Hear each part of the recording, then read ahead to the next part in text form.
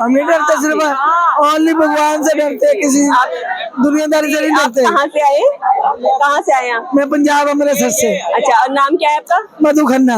कब से आए हैं आप लोग? मैं 21 तारीख की आई हूँ। 21 तारीख की, तब से यही है? तो तब हम नहीं, हमें जितने भी है पूरा हिंदुस्तान हमारी कांग्रेस से बदल कर आया हुआ है। अम्बेडकर भवन में भी लोग रुके हैं, जयराम आश्रम में भी रुके हुए हैं। तो काफी लोग शाम आते हैं, फिर हम जाते हैं। रात को भी हम जैसे 10 बजे आते हैं, 3 बज जाते जाते इधर से।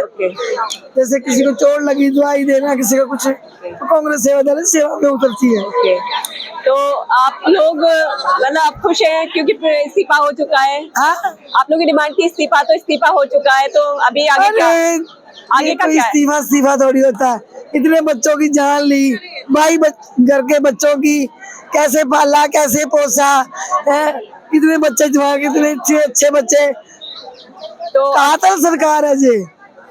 तो अभी प्रोटेस्ट शांत हो जाएगा या अभी चलेगा? अभी 3 मांगे और है इनकी। उनका मुआवजा है, जिन्होंने बच्चों को मारा पीटा उनके ऊपर जो एफआईआर होगी, जो इनके ऊपर कैंसर होनी चाहिए, और भी जो पुलिस वाले हैं जैसे ये सब, इनका जो भी 3 मांगे और है इनकी। लेकिन जो मेन था वो हो गया। तो अब आप फाइनली घर जाएंगे? फाइनली घर जाएंगे। अभी तो हुक्म होगा तो जाएंगे। हम तो कल भी जा रहे थे, लेकिन उन्होंने बोला कि अभी 3 दिन और रुकना। हमारे राहुल जी नेता है, और जो हमारे श्री नवाज जी हैं, बीवी जो अपने नए प्रेसिडेंट आए हैं, उनका हुक्म है कि अभी देखो जितना भी है हुआ, इधर जैसा भी हुआ, वो खुद आके झाड़ू लगा रहे हैं, खुद आके राहुल गांधी जी के साथ कितना कुछ हुआ। हमेशा वो देश के लिए लड़ते हैं। ये गांधी परिवार हमेशा देश के लिए रक्षा में खड़े हुए। आज तक जो भी बना कांग्रेस पार्टी ने ही बनाया, और बीजेपी ने क्या किया? बेचा, सब कुछ बेच दिया। इन्होंने कभी एक चीची का कतरा, खून का कतरा भी दिए। शुरू से ये गिरदार पार्टी है, गोरों की ये दलाल पार्टी है, अडानी बानी की ये पार्टी ये है। ये आरएसएस वालों की कहना मानते हैं, और आरएसएस जो भी करती है, देखो हिंदुस्तान को इन्होंने एक वीक हिंदुस्तान बना दिया। बच्चे, इनके बच्चे जो विदेशों में पढ़ते हैं, जो हमारे लोगों मिडिल को, जो दूसरों को बच्चे पढ़ते कर, उनको भी नहीं जीने देता है। कि जब आया था कहता था ना खाऊंगा ना खाने दूंगा है, लेकिन अब क्या करा? अब तो 56 भोग खाता है, दूसरों की रोटी भी छीन रहा है। सिलेंडर इतने महंगाई में कर दिए, खाना पीना के ऊपर टैक्स लगा दिए, सब कुछ तो ये कर रहे। सिर्फ इनका अपना ही नहीं पेट भरा। कांग्रेस ने आज तक प्राइवेट इन्होंने अपने ऑफिस नहीं बनाए। इन्होंने आते ही अपने महल खड़े कर लिए। राम मंदिर के नाम पर ये सारा राम मंदिर का खजाना खा रहे हैं। क्या कर रहे थे ये? अपनी जितनी भी गऊ है मार रहे हैं, सारिया फैक्ट्रियां इनकी। गिरदार पार्टी है, शुरू से ही गिरदार पार्टी है। अगर कांग्रेस पार्टी देश को बचा सकती है तो वो कांग्रेस पार्टी है। आप जैन जी के लिए क्या कहेंगी? जैन जी के लिए क्या कहेंगे? ये जो बच्चे प्रोटेस्ट में थे, उनके लिए क्या आप मैसेज देना चाहिए? अरे मैं तो एक माँ की ममता हूँ। ये बच्चे हैं, हमारे देश के बच्चे, हमारे बच्चे हैं। मैं भी बच्चों वाली हूँ, मेरे बच्चों की शादी हो चुकी है, लेकिन इसका मतलब ये तो बच्चे हैं ना, ये हमारे देश के बच्चे हैं। हम सेवा भाव में उतरे हुए हैं। इनको क्या मैसेज देंगे? कि इनको मैसेज यही करूंगी कि हमेशा ऐसा ही क्रांति में रहना, जोश में रहना, जोश में कभी होश को नहीं खोना, लेकिन अपने हक के लिए हमेशा लड़ना। किसी की बातों में नहीं आना, सुनो सबकी लेकिन करो मन की। लेकिन देश की खातर, देश की आन के लिए, शान के लिए, देश के लिए लड़ना भी सीखो, सही के लिए लड़ना सीखो। अगर राहुल गांधी जी इनके लिए उतरे, इनके लिए उन्होंने लाठियां भी खाई, प्रियंका जी ने खाई, और इन्होंने सड़कों पे घसीटा उनको, कैसे कैसे किया। राहुल गांधी जी पढ़े लिखे नौजवान है, एजुकेशन उनके पास है, हर डिग्री उनके पास है। इन लोगों के पास क्या है? सब अनपढ़ता बैठे हुए ऊपर। जितने भ्रष्टाकारी, बलात्कारी, जितने भी जो इन्होंने गंदा काम किया हुआ है, सब ऊपर मंत्री बना देते हैं। अगर कोई हार के आता है उनको बना देते हैं बड़े बड़े मगरमच्छ बोलती है उनको। मैं जो वर्कर है उनको कुछ पूछते नहीं है। दुनिया को तो इन्होंने क्या समझा हुआ है? दुनिया को तो इन्होंने वो क्या बोलते, छोटा मोटा कीड़ा मकोड़ा समझा हुआ है। थैंक्स। लोगों को दुखी कर रहे हैं, गरीबों की ने रोटी छीन ली। अभी सिलेंडरों जंग कहीं होती है तो स्ट्राइक हिंदुस्तान में हो जाती है, जंग चीन में होती है तो ये अपना जितनी भी सिलेंडर हो पेट्रोल हो वो हिंदुस्तान में महंगाई होती है। साले गिरदार हैं जे, कातिल हैं जे जो बच्चे 22 मरे हैं इनके कातिल है। इनको तो सभी को इस्तीफा देना चाहिए, सबसे पहले मोदी को देना चाहिए।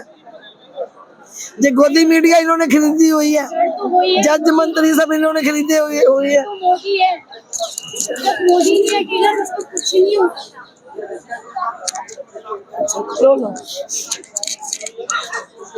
जड़ मोदी है, जब तक मोदी नहीं हटेगा तब तक कुछ नहीं हो सकता। इनके इस्तीफे देने से कुछ नहीं होता। देखो मुझे तो कई हद तक ये लग रहा है कि छोटा सा देने के बाद बड़ा सा घोटाला फिर आने वाले समय में वो फिर कर देगा। तो ये कहीं का कहीं दिमाग को घुमा के लोगों को गुमराह करके मोदी अपने कामों को बढ़ावा देता है। इतनी महंगाई हर तरीके से कर दी, ना रहने को घर मिल रहा है।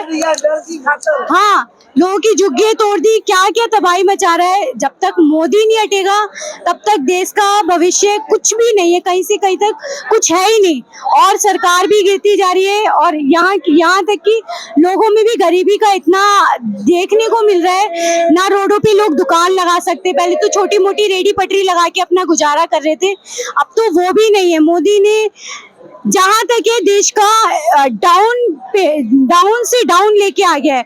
और अभी भी जैसे लोग विदेश जाने के लिए बोलते हैं तो सबसे पहले वो अपनी भरनी मांगता है, कहता है कि पहले मेरे लिए किया जाए। जैसे कि हर एक चीज पे जीएसटी लगा दी है, चाहे टिकट ले लो, चाहे छोटा सा सामान ही ले लो, चीनी पत्ती कुछ भी लो, ज्यादा से ज्यादा उसने जीएसटी लगा दी है। तो मैं तो चाहूंगी पहले जड़ पे वार किया जाए, पेड़ तो बाद में कट जाएगा। क्योंकि जब तक पेड़ वो जड़ी पकड़े हुए है तो पेड़ तो बढ़ता रहेगा, आज नहीं तो कल, कल नहीं तो परसों, ये चीजें होनी है। पर लेकिन जब जड़ पे काम होगा ना तो जड़ से ये बुराई सारी खत्म ही होती चली जाएगी। ये महाभारत जैसे महाभारत में एक युधिष्ठिर को अंधे को बिठाया था ना, ऐसे जी अंधी सरकार है।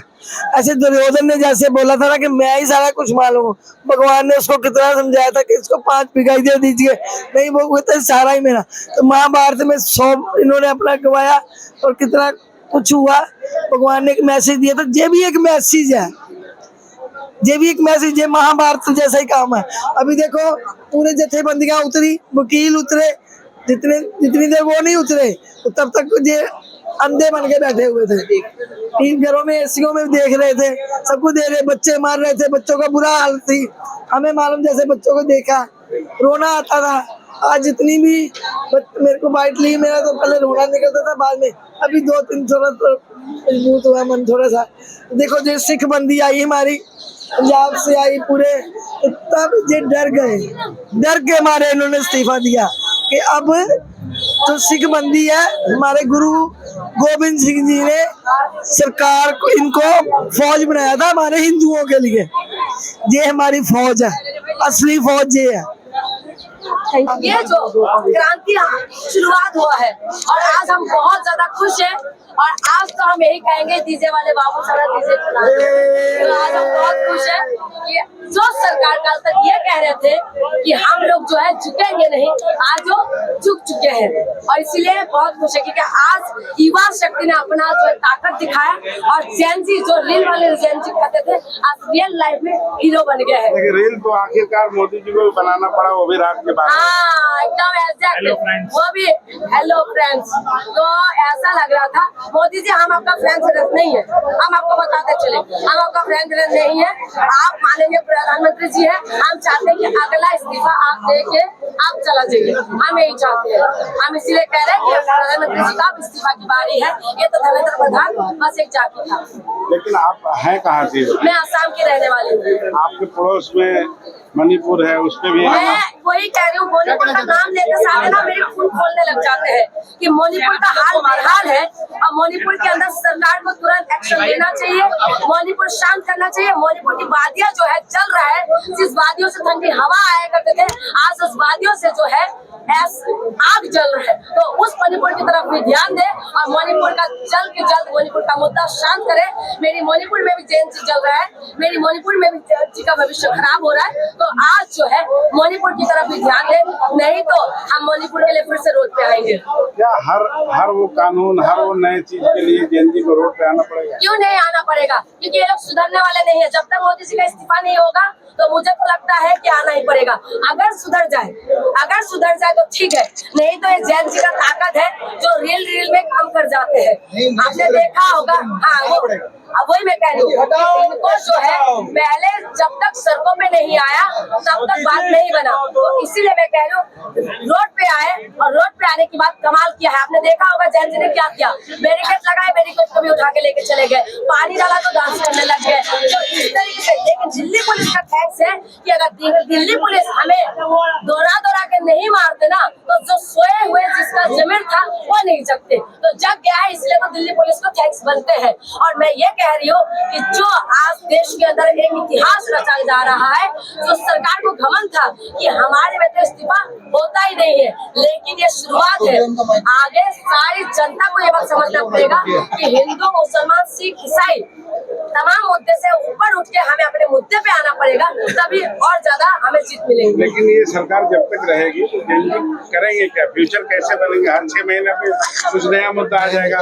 अभी इथेनॉल का मामला चल रहा है, गाड़ियां खराब हो रही है, किसानों का मामला है, अभी सीए आ जाता है, तो यही सब करते रहे जेएनजी तो भविष्य मैं कैसे वही तो बनेगा? कह रही हूँ कि आप इनका कुर्सी जो है कभी छूट पे है, इनका कुर्सी अब खतरे में आ चुके हैं। तो आप थोड़ा सा, मुझे लगता है कि नहीं सुधरेगा कि हम सरकार को फेंक देंगे। हमें पूरा सरकार से दिक्कत है। ये जो मौजूदा सरकार है, मोदी सरकार से दिक्कत है, हमें नितिन गडकरी से दिक्कत है। उन्होंने गाड़ियां खराब कर रहा है और ये लोग अपना बच्चों का भविष्य खराब कर रहे हैं। तो हमें सबसे दिक्कत है। हम तो चाह रहे हैं कि मोदी जी का इस्तीफा हो। जब तक मोदी जी इस्तीफा ना दे हम यहाँ से जाए ना, लेकिन मजबूरी है, शायद जाना पड़ेगा। बहुत शुक्रिया। आप कुछ कहना चाह रहे थे, बताइए।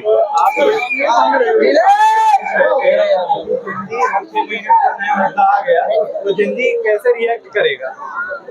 मैं ये नहीं करेगा। जेएनजी का फ्यूचर क्या होगा?